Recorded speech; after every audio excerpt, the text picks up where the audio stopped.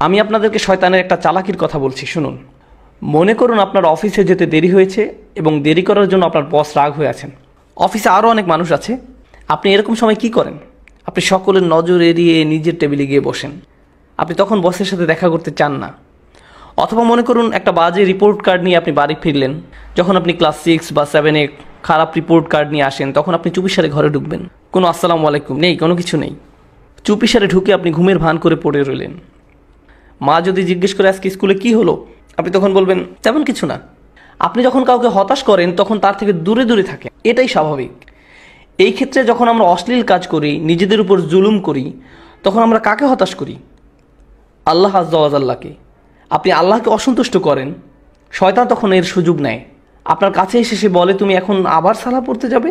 ভণ্ড, তুমি এসব অশ্লীল কাজ করে এসেছো, এখন আবার একটা ক্লাস করতে যাবে?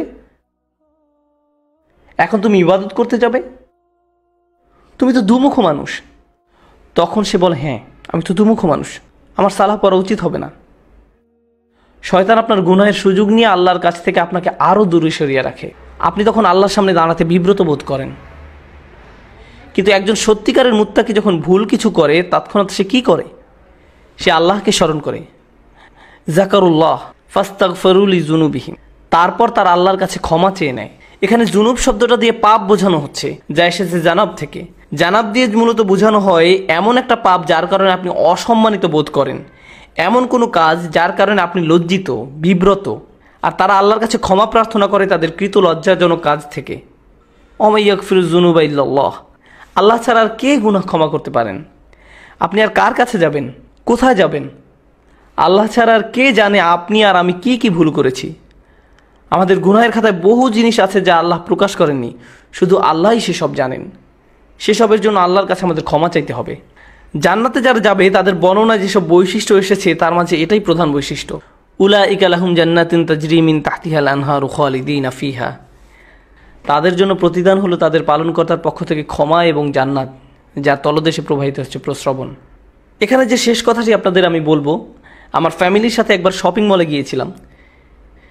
সেখানে এক মা তার ছেলেকে ভীষণ বকা দিচ্ছিলেন, আর ছেলেটা চিৎকার করে কাঁদছিল। মা ছেলেকে কষে একটা চড়ও বসিয়ে দিল। কিন্তু আপনি জানেন বাচ্চাটা তারপরও কার কাছে গেল?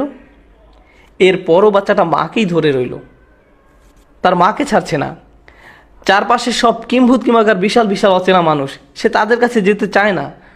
যদিও তার মা তার উপর রাগ হয়েছে, হতাশ হয়েছে, তাকে বকা দিচ্ছে, কিন্তু তার আশ্রয় সুরক্ষা সে কার কাছে পাবে?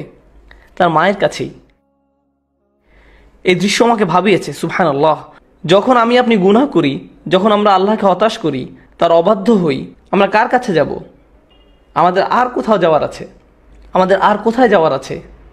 তাই আমরা আল্লাহকে অসন্তুষ্ট করলেও, আর আল্লাহ আমাদের যেমন দেখতে চান তেমন আমরা হতে না পারলেও, সত্যিকারের মুত্তাকি কখনোই আল্লাহর উপর আশা হারায় না। আল্লাহর উপর আশা হারানোর অনুমতি তিনি আমাদের দেননি। লা তাকনাতু মির রাহমাতিল্লাহ, সত্যিকারের মুত্তাকি কখনোই আল্লাহর উপর আশা হারায় না। আল্লাহর উপর আশা হারানোর অনুমতি তিনি আমাদের দেননি। এই আচরণ আমাদেরকে রপ্ত করতে হবে।